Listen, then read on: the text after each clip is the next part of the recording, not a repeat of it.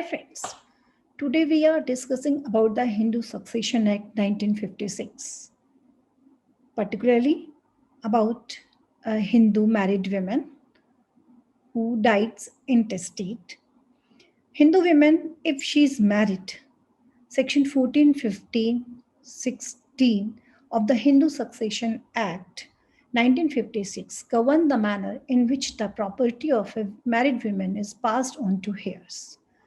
Succession to the property of a Hindu male dying intestate and Hindu female dying intestate is distinguished by Hindu Succession Act 1956. The property of a woman prior to 1956 was devolved according to the rules of uncodified Hindu law.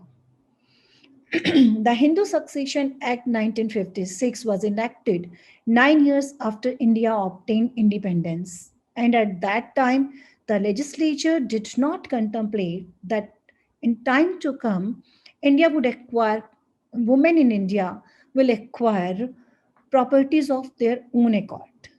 Over the years, women have taken strides in multifarious spheres. The situation in India has changed considerably since then, as women are becoming leaders in various fields and thus own properties in their individual right. However, the Act, which also covers non testamentary succession for not only Hindus but also of Buddhist, Jains, Sikhs also. So, when we come to the section 14, 15, 16, section 14, property of a female Hindu to be her absolute property. Section 14 describes what constitutes a woman's property, both movable and immovable, owned and acquired by her. It does not distinguish between inherited and self acquired property. It includes all property obtained through inheritance or device or at a partition or in lieu of maintenance or arrears of maintenance or by gift from any persons, whether a relative or not, before, at, or after her marriage, or by her own skill or exertion, or by purchase, or by prescription, or in any other manner, and also any such property held by her as Stridhan. This section declares that any property possessed by a Hindu female as a limited owner at the time of commencement of Hindu Succession Act 1956 and thereafter shall be her absolute property, which will devolve on her heirs according to section 15 and 16. It has been given in section 15 and 16 that how will her property will be divided. Only property of which she becomes limited owner as per the provisions of a will, gift, any other instrument, or as per court's decree, order, or award will not become her absolute property. So, by section 15, Section 15 happens to be the first statutory enactment which deals with the succession to the property of a Hindu female dying intestate. The statutes, the statutes which enabled a woman to have economic independence or Hindu law of inheritance. This section is applicable to property that women, section 15 is applicable to property that a woman holds as an absolute honor, irrespective of mode of its acquisition. She should be absolute honor of that property. It would include movable or immovable properties, but would not include any property to which the act does not apply. This way, this section is covering both movable and immovable, both properties, but not that which this section does not apply. The term property although not specifically defined by the Act, for the purpose of Section 15 of the Act, means the property of the deceased Hindu female heritable under the Act. It includes both movable and immovable properties owned and acquired by a Hindu female by virtue of inheritance or at partition or by gift or by purchase. The section does not differentiate between the property inherited by a Hindu female and the self acquired property of a Hindu female. It only prescribes that if property is inherited from the husband or father-in-law, it would go to her husband's heirs. And if the property is inherited from her father or mother, in that case, the in the absence of her issues, the property would not go to her husband or his heirs, but to the heirs of her father.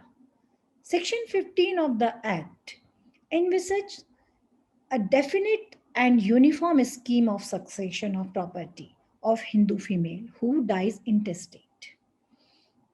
Section 16 of the Act sets out the order of succession of the heirs of Hindu female and is to be read along with the Section 15 of the Act setting out the general rule of succession.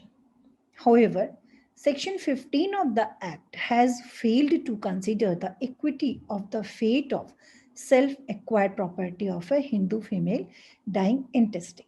So Section 15 is covering so many things, but is still not giving complete solution. It is the source from which the property was inherited by the female, which is more important for the purpose of devolution of her property.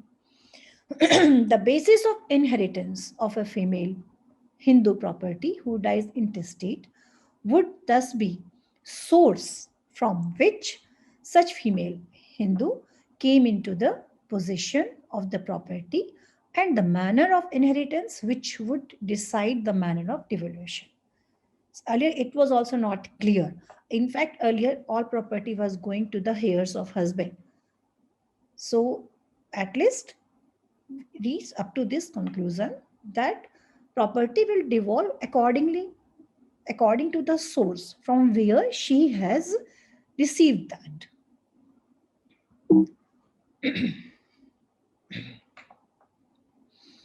So section 15 describes how the devolution of the property will come place. First, the property of a female Hindu dying intestate shall devolve according to the rules set out in the section 16. But these groups, which will come in the priority, what is a serial? So section 15 describes this thing. First group, her children.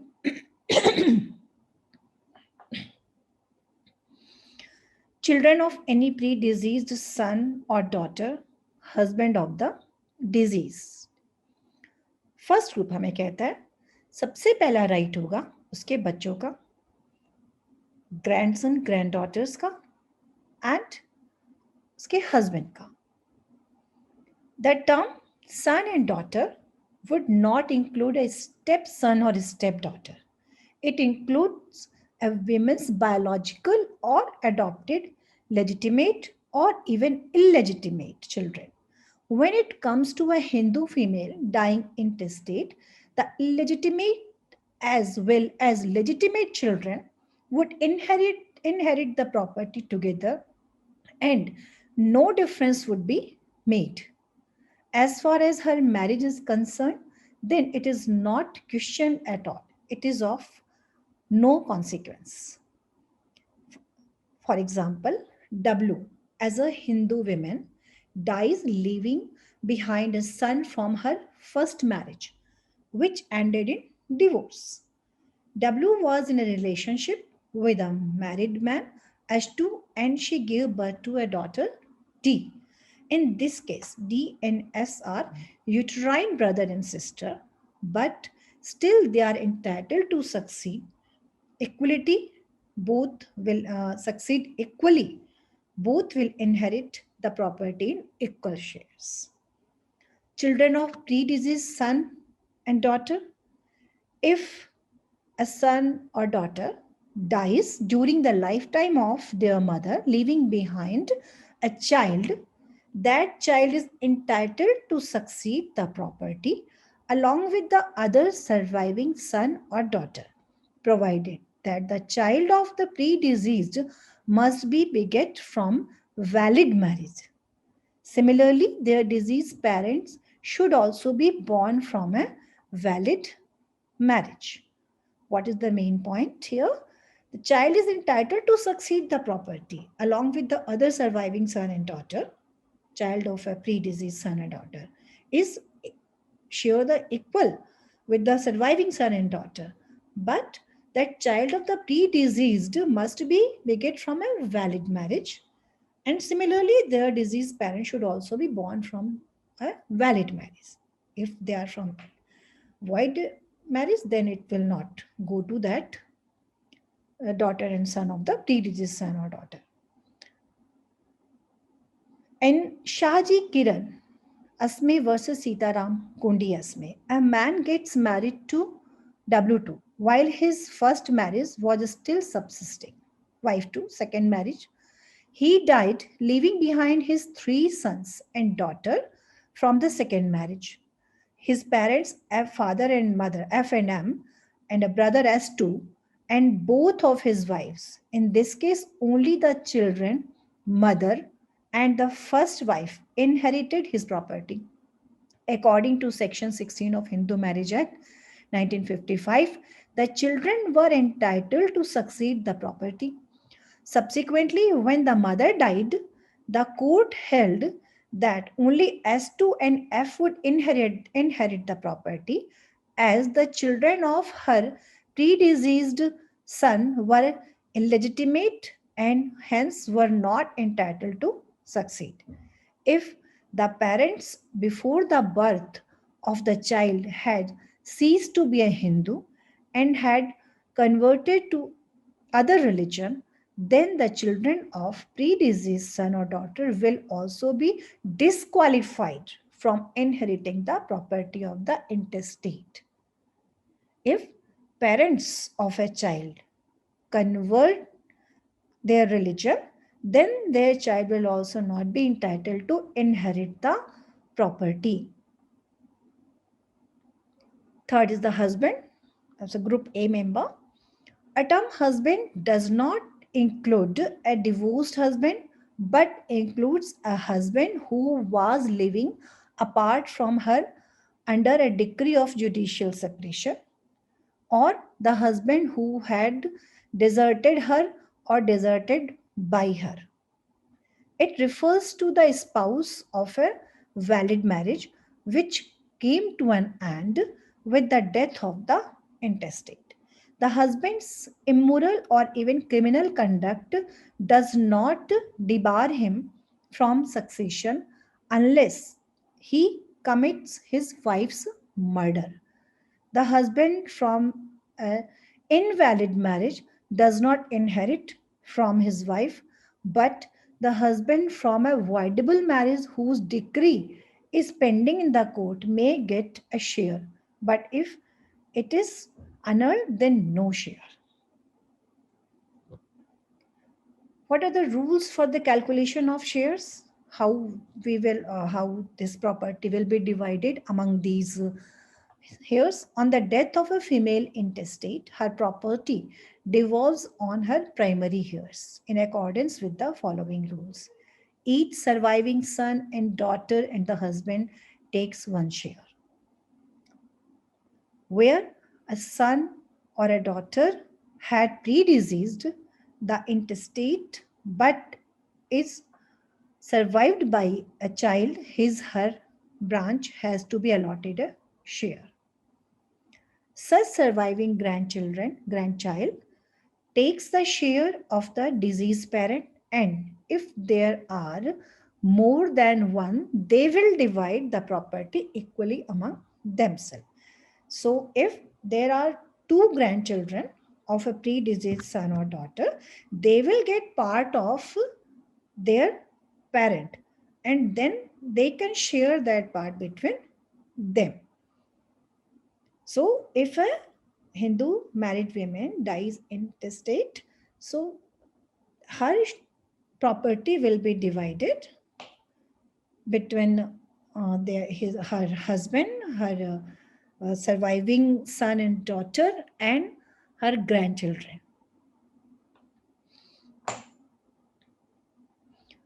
Let's, what's an example to understand this thing?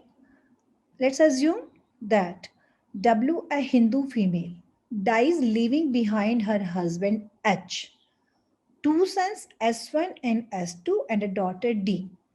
Then the property will be divided into equal parts. Equal.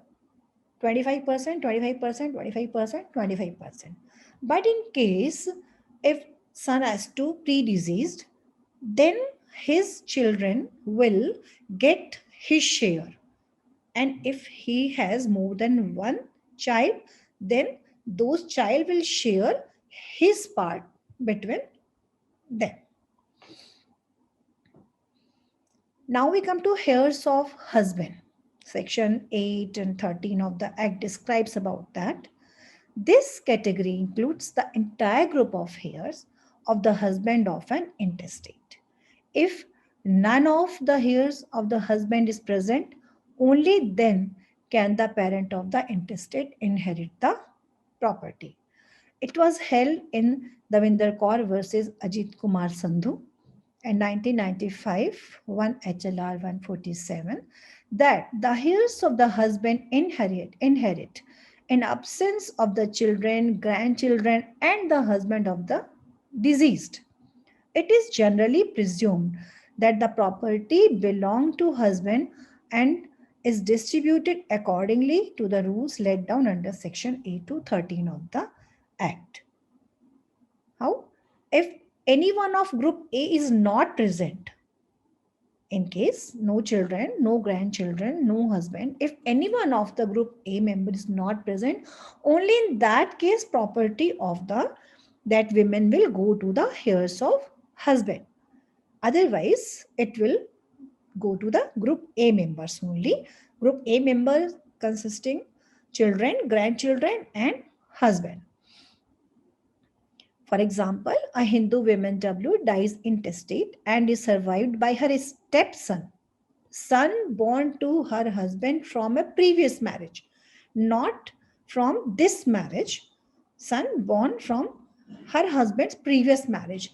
In case if the women married more than one time, then the expression heirs of the husband means heirs of the last husband.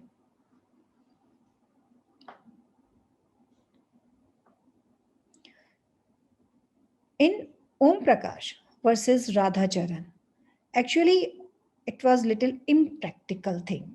The law is impractical as it assumes that the husband's relations are nearer to the female who dies intestate than her own blood relations. But it's impractical. In Om Prakash versus Radha Charan, wherein a Hindu female, 15 years of age, was abandoned by her husband, abandoned by her in laws out of her matrimonial house just because her husband died of a snake bite just 3 months after their marriage. She then lived with her parents. They educated her. Later on, she took up a job.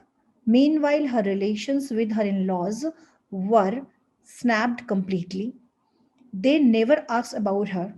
42 years later, she died, intestate, leaving behind huge amount in various bank accounts, provident funds, and substantial property.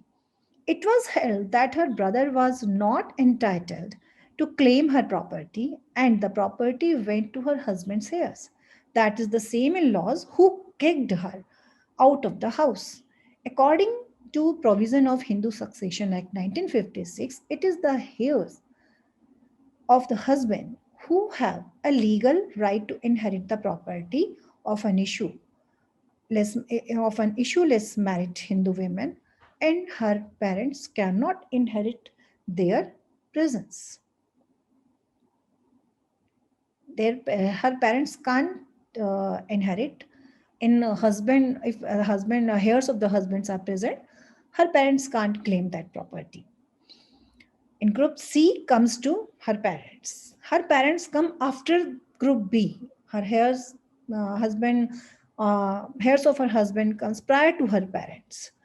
So her parents comes after heirs of husband, mother and father both. In Anita versus in Antua versus Bajnath, AIR 1974, it was held that the terms mother and father do not include a stepmother or a stepfather. Nevertheless, they are to succeed. The parents can inherit from the children even if their marriage was void or voidable. In certain cases where the child is illegitimate, then only the mother can inherit the property and not the putative father. The mother and father are entitled to succeed the property only if none of the primary relations and husbands here are present.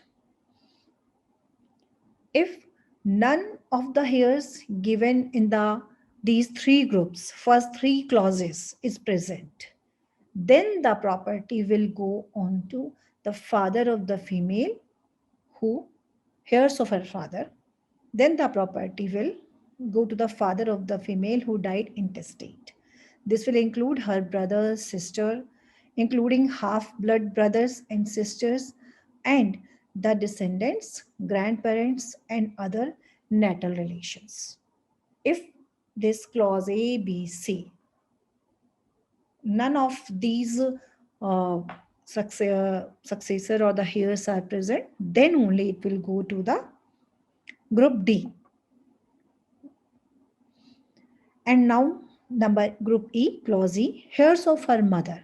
And last, determined by the section 15 and 16 of the Act. In this case, the property will go on to the heirs of mother if none of the above mentioned heirs is present. It is then presumed that the property belonged to mother and it was she who had died intestate. This category will include the uterine brother or sister of the deceased and their descendants. What is the scheme of succession? The order of priority between the above group is not uniformly determined by the Act. It will depend upon the kind of property left by the female intestate. A female intestate may leave the following categories of the property. Of course, in her lifetime, some property she must have inherited from her father's side, parents' side. Some property she will inherit from her in-laws' side. And of course, some property he will acquire herself also. So this classification is made because a female is a part of two families. Her family before marriage, where she inherits property of father or mother as a daughter, and her family after marriage, where she inherits property of her husband as his widow or inherited property of her father in law as a widowed daughter in law. So, property mentioned in category 1, 2 are strictly confined to case of the inherited property.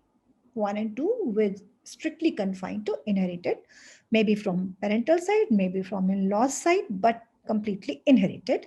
Category 3 comprised of property which she gets from her parents, husband, father-in-law, otherwise then by inheritance and property which she gets from her brother or son or self-acquired. So it will be seen that among 5 groups of heirs, how it will be divided. If you come to this, as I explained you in previous slide, group A, B, C, D, and E. So if the deceased had left a child or child of a pre-deceased child, group A will always inherit. Group A, including her children, children of her predeceased son and daughter, and her husband. So if she has left a child or child of a predeceased son or daughter, so group A will always inherit her property. Second point, if the deceased has left no child or child of a pre-deceased child, group A, which then will include only the husband. अगर group A में से कोई उसका child भी नहीं रहा, उसके grand children भी नहीं रहे, then it will go to her husband. Then will include only the husband. If any will inherit only the property belonging to the category 3. Group B will inherit group B जिसमें heirs of husband. When will they acquire? When can they get the property belong to category 2? वो property जो उसने अपने in-laws से मिली है. She has inherited from her in-laws family only that property. The property belong to category 2 and the disease has left no child of a or a predeceased child. Only in that case, heirs of the husband can take that property and only the property of the category 2 inherited from her in-laws. Next, the property belong to category 3 and the disease is not survived of any heir of group A. अगर category 3 property, heirs of the husband can acquire this category 3 property only in the case when the deceased is not survived of any heir of group A. Group A का कोई भी नहीं अगर survive कर रहा है, only in that case category 3 property will go to heirs of her husband. As I explained you, category 1 property will not go to heirs of her husband. That will go only to the heirs of her mother side, father side, right? So in that case only, when none of the group A is surviving, only in that case category B will take the property. Sorry, only in that case group B, heirs of the husband, will take the property of category 3. Group C, number 4, group C will inherit only when the property belongs to category 3 and there is no heir of group A and B. Group C क्या था? We can see again. Group C, her parents. Group B was heirs of her husband. Group C, her parents. Group D, heirs of her father. Group E, heirs of her mother. So group C will inherit only when the property belongs to category 3 and there is no heirs of group A and B. जब A और B का कोई नहीं है तब सिर्फ group C जो है वो लेगा category 3 की property. Group D will inherit when property belongs to category 1 and the disease has left no child or child of a pre-deceased child. Category 1 property inherited from her parents and group D, heirs of her father. So they can take this property. कब ले सकते हैं वो? जब property belongs to category 1 ले सकते हैं, first thing, and the disease has no child or child of a pre-deceased child. जब उसका कोई son or daughter और कोई ग्रैंड चिल्ड्रन ना हो, इन दैट केस में कैटेगरी 1 जो प्रॉपर्टी है जो उसने अपने पेरेंट्स से इनहेरिट करी है उसको group D, heirs of her father, can take that property. The property belong to category 3 and the disease is not survived of the any heir of group A, B and C.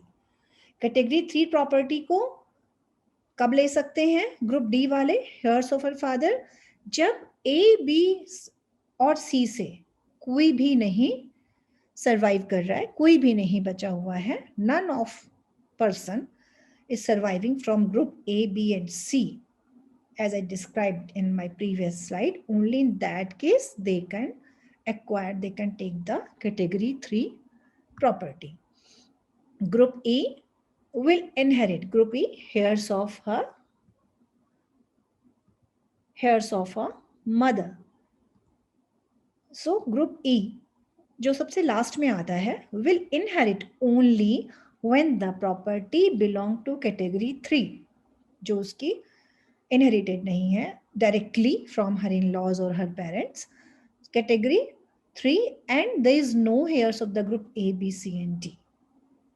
वो तभी ले सकते हैं जब group A B C and D से कोई भी survive नहीं कर रहा, only in that case person explains in group E can acquire this category 3 property.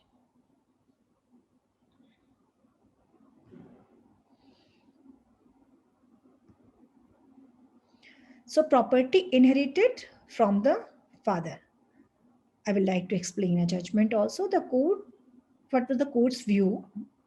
And Bhagat Ram versus Teja Singh, very famous, that the female inheriting from her parents in the absence of her issue of children will revert to her father's heirs.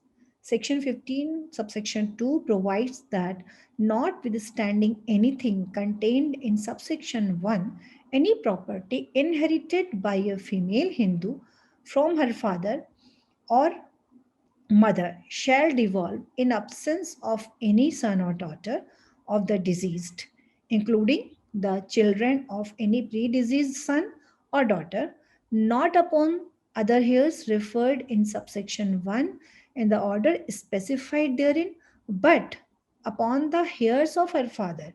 There are two important things to be noted here. First, the term inherit means to inherit as an heir. But when a female Hindu inherits a property, sells it, and buys another property, it will be converted to a general property. Then it will not be come under the inherited property. And second thing, when a Hindu inherits property but dies without children or grandchildren but has a husband, even then the property will be reverted to father's heirs.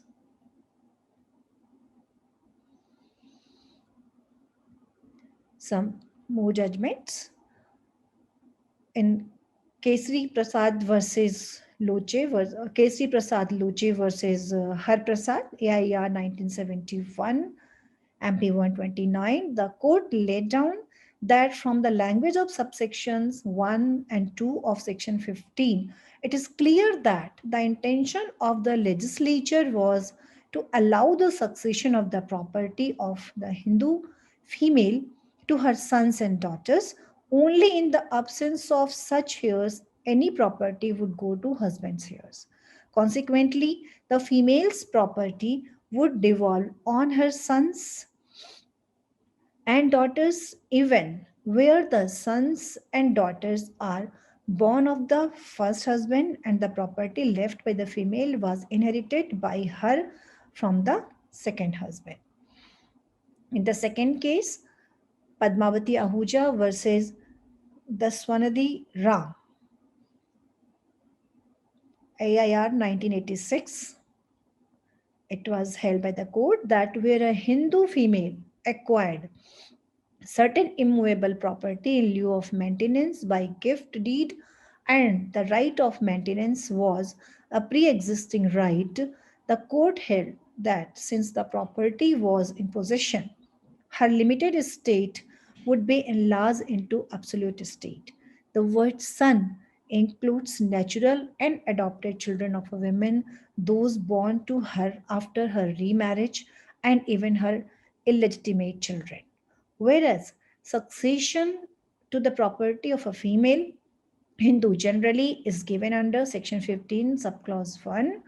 An exception has been engrafted under subsection 2, recognizing a different mode of devolution in respect of property which the women acquired by inheritance in a way to very limited extent recognizing the old Hindu law in the matter, which restricted women's estate in inherited property and provided for its devolution as from the last full owner.